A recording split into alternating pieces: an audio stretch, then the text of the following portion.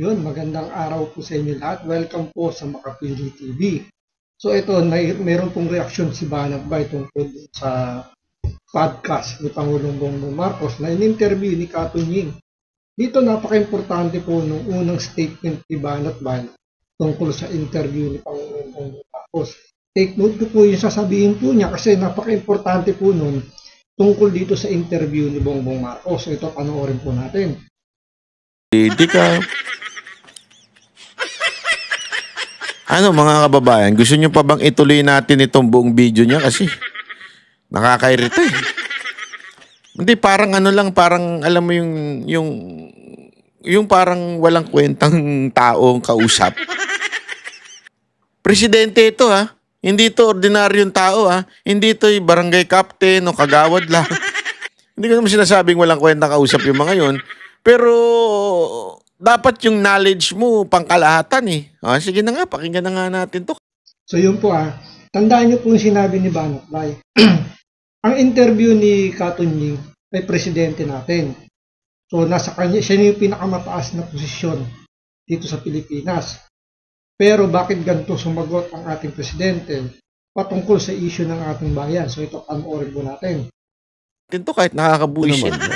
Anong realization nyo na ganito po ang naging resulta po ng eleksyon, may kinalaman po sa administration slate? Para sa akin, I have two conclusions dito sa election. Una, nagsawa na ang Pilipino sa politika.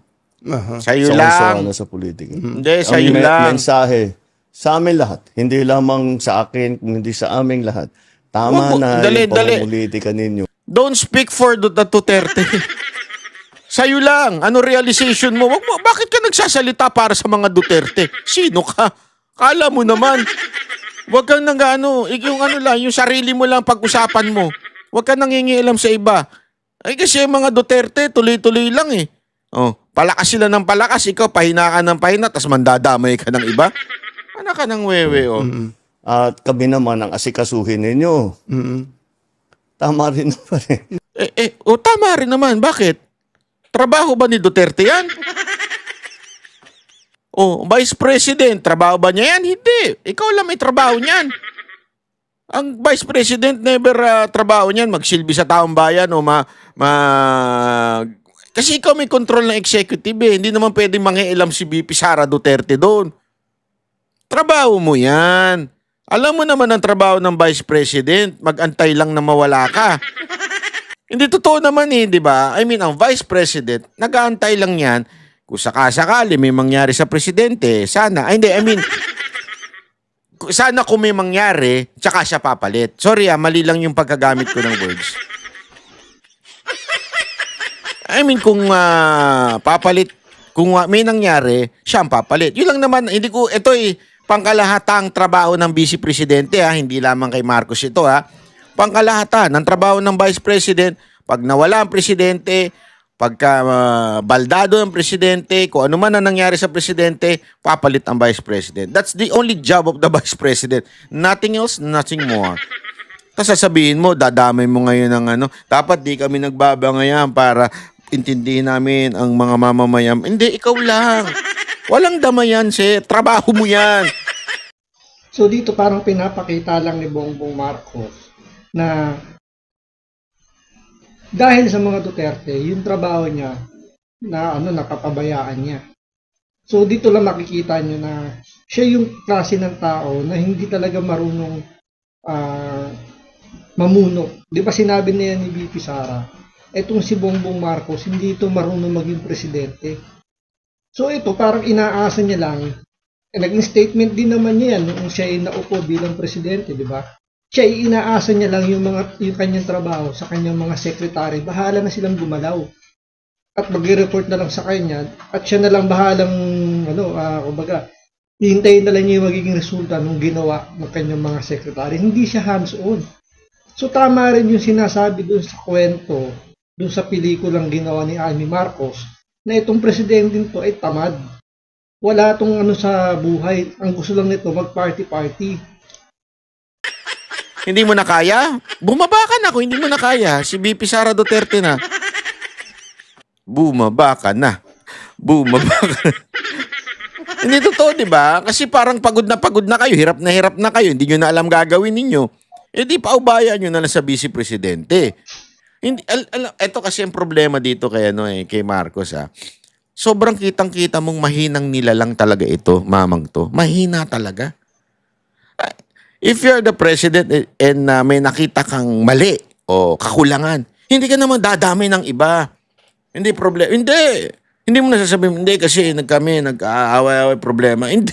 Dapat isa lang yan. Ayusin ko yan. Sigurado yan. Bukas na bukas, maayos na yan. Ganun. Yan, alam mo, ang layo nito ni kay PRRD. Kay Isko pa lang, ang layo na eh. Hindi kasi si Isko, di ba? Yun yung sinasabi niya nung bakit kay Hani Lacuna, di ba, na nagka-leche-leche. Kasi ang ginawa ni Hani Lacuna, walang ginawa kung hindi sisihin yung past administration.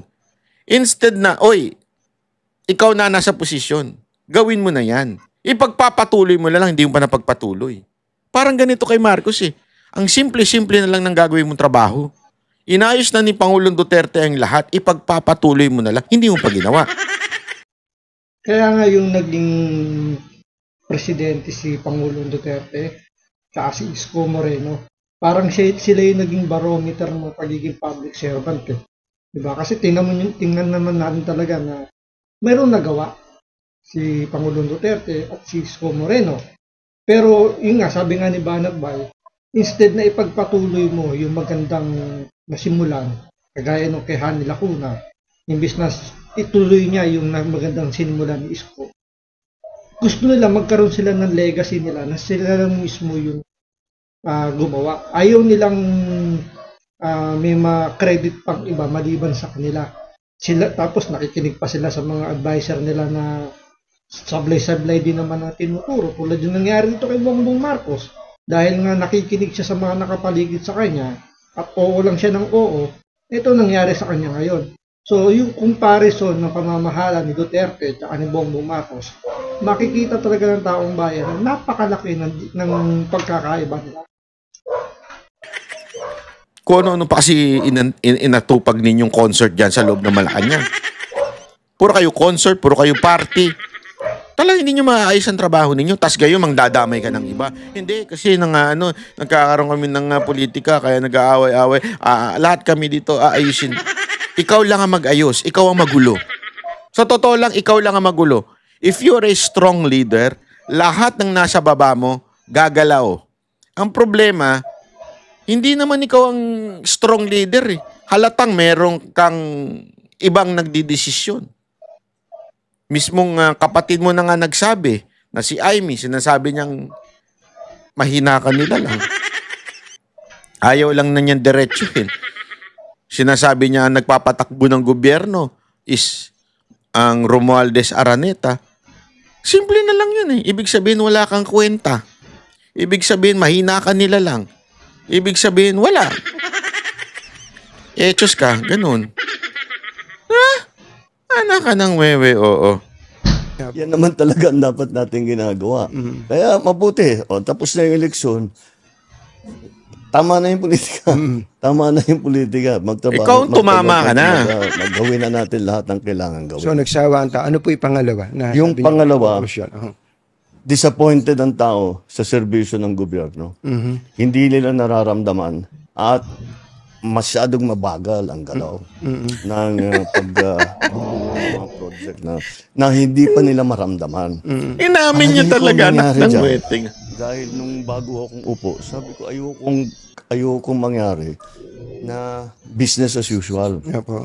Dahil walang mangyayari sa Pilipinas. Hanggang doon na lang tayo.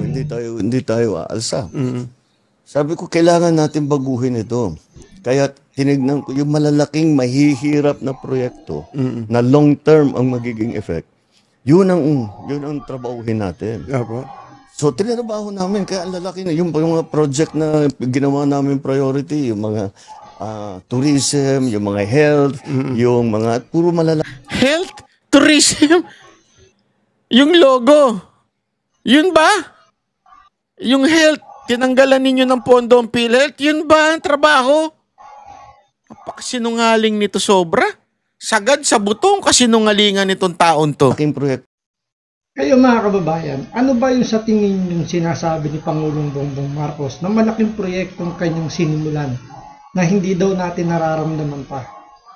Maliban sa sinasabi niyang yung sa health at sa tourism. Yung sa health nga, di ba, sabi nga ni Banat Bay, hindi na nga binigyan ng pondo, kinuha pa nila ng pondo, yung 80 billion pesos, di ba, kinuha nila sa PhilHealth.